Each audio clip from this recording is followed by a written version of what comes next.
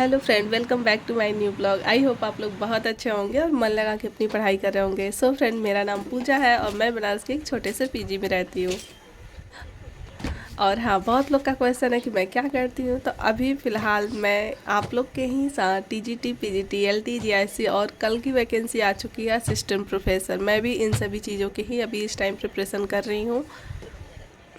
आप कहाँ से मेरी वीडियो देख रहे हो, आप ज़रूर कमेंट में बताइएगा। आपका सब्जेक्ट क्या है, ये भी आप मुझे बताइएगा।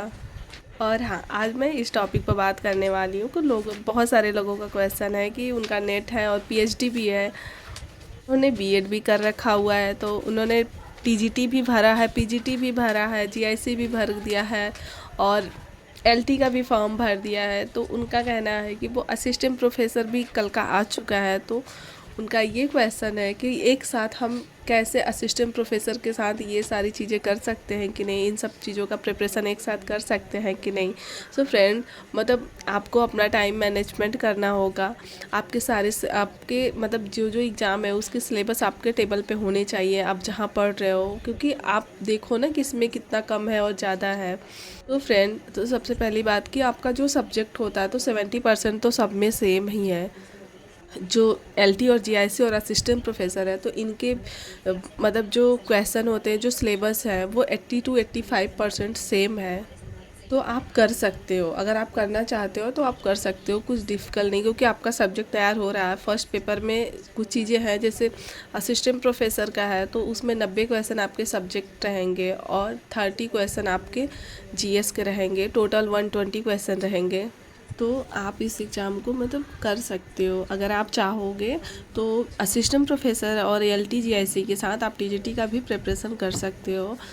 तो आप सभी लोग मतलब इतने दिनों बाद वैकेंसी आई है, तो सब्जेक्ट तो सब में आपको पता है, अपने सब्जेक्ट की सबके पास नॉलेज है। हाँ, बस ये है कि हमें उसको और अच्छे से क्लियर करना है, क्योंकि सारे बच्चे का भाई तो क्लियर मतलब चीज़ें तैयार है। कंपटीशन में कौन जाता है? जो उसको और भी अच्छे से करता है वही कंपटीशन में जाता है, जो जितना प्रैक्टिस करता है और उसके बारे में मतलब अपने सब्जेक्ट के बारे में उसे सारी जानकारी हो, तो वही निकाल पाएगा। सिर्फ ऊपरी ऊपरी ज्ञान ही आपके लिए काफ़ी नहीं है।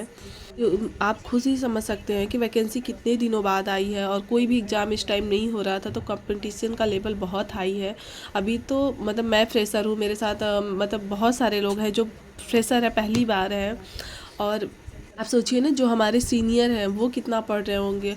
आप अगर चाहते हैं ना कि कंपटीशन किसके बीच में है, तो आप अपने सीनियर को देखिए ना। अगर आप आपकी तैयारी देखिए और आप अपने सीनियर का देखिए, खुद ही समझ में आ जाएगा। कंपटीशन में वो जाएंगे, अगर अभी भी आप लापरवाही कोई भी कर रहा है तो भाई सुधर जाओ, ये मौका दोबारा नहीं आएगा, नहीं तो फिर 5 साल के लिए चले जाओ। जब मैंने भी जब बीएड किया उसके बाद ये पहली बार वैकेंसी आई है, तब से एलटीजीआईसी की वैकेंसी नहीं आई थी। तो आप सभी लोग मतलब अपना प्रिपरेशन स्टार्ट कर दीजिए। और हाँ, आप असिस्टेंट प्रोफेसर के साथ अगर जिसका भी क्वेश्चन था आया था कमेंट में, तो आप कर सकते हैं, तो आप बेझिझक करिए, क्योंकि सारी चीज़ें वही हैं। मतलब आपका एलटी और जीआईसी का 80% 85% जो सिलेबस है वो असिस्टेंट प्रोफेसर से मैच है। बस ये है कि हाँ, उसकी चीज़ें थोड़ी ब्रॉड है, कुछ टॉपिक है कि जो थोड़े ज़्यादा हैं, अभी ट्रेंड के टॉपिक है उसमें, तो वो सारी चीज़ें आपको करनी पड़ेंगी। तो अगर आप अभी से तैयारी करेंगे तो हो जाएगा। बहुत लोग का ये भी क्वेश्चन है कि क्या एग्ज़ाम बहुत जल्द होगा। तो उत्तर प्रदेश लोक सेवा आयोग का जो पेपर है, मैं बताना चाहती हूँ कि वो पेपर आपका 1 साल के अंदर ही उनका पूरा टारगेट रहता है कराने का। तो आप अपनी प्रिपरेशन करिए, तो एग्ज़ाम जल्दी ही होगा, क्योंकि आपको समय नहीं लगेगा। क्योंकि और हाँ, आप मेंस का भी साथ में तैयारी करिए। आप 2-3 क्वेश्चन पर डे प्रैक्टिस करिए, नहीं तो आप प्री तो किसी तरीके से निकाल लेंगे। मेंस के लिए सिर्फ 2-2.5 या मैक्सिमम 3 महीने का टाइम अगर आपको दे दिए, और उस मतलब इतना ही टाइम रहता है, इससे ज़्यादा टाइम नहीं मिलता आपको मेंस के लिए। अगर आप लिख नहीं पाएंगे तो फिर वैसे भी आप कंपटीशन से बाहर हैं, फिर तो उसके बाद इंटरव्यू होता है। इंटरव्यू का तो बात छोड़िए, पहले आप मेंस तो क्लियर करने के लिए आपको लिखना पड़ेगा ना। अभी से जो भी एल टी जी आई सी और असिस्टेंट प्रोफेसर की तैयारी जो भी स्टूडेंट कर रहे हैं, वो अभी से मेंस का भी प्रिपरेशन स्टार्ट कर दे, क्योंकि इतना आसान नहीं है, कंपटीशन बहुत ज़्यादा टक्कर का होने वाला है। और हाँ, आप सभी लोग को मैं तहे दिल से थैंक यू बोलना चाहती हूँ कि मतलब आपने इस चैनल को इतना प्यार दिया, इतना सपोर्ट आप लोग मुझे कर रहे हो, और इसके लिए बहुत बहुत थैंक यू दोस्तों। और मेरा सब्जेक्ट होम साइंस है। अगर होम साइंस से रिलेटेड कोई भी चीज़ आपको पूछना हो तो आप कमेंट कर सकते हो।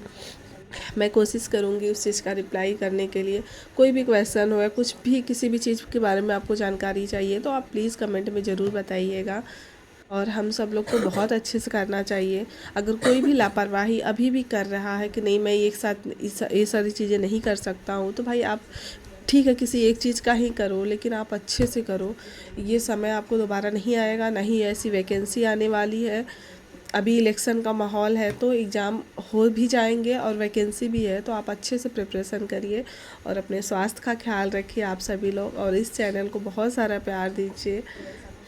और जो भी इस चैनल पर नए आए हो प्लीज़ आप चैनल को सब्सक्राइब कर दीजिए, जिससे मतलब आपके पास कोई भी जानकारी होगी टीचिंग से रिलेटेड तो वो हम आप तक ज़रूर पहुंचाएंगे।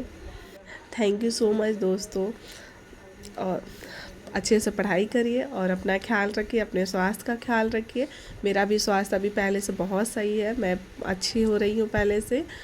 और जैसे ही मैं सही हो जाती हूँ पूरी तरीके से, मैं पूरा डेली रूटीन शेयर करूँगी और मैं कौन से टॉपिक को पढ़ रही हूँ, कितना क्या कर रही हूँ, वो सारी चीज़ें मैं यहाँ पर बताऊँगी। और आप लोग का कितना नंबर आ रहा है, कैसे आ रहा है, वो सारी चीज़ें आप लोग भी मुझसे शेयर करिएगा।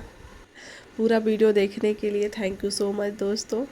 और जो भी टीजीटी पीजीटी एलटीजीएससी का प्रिपरेशन कर रहे हैं उनके पास ये वीडियो ज़रूर भेजिएगा।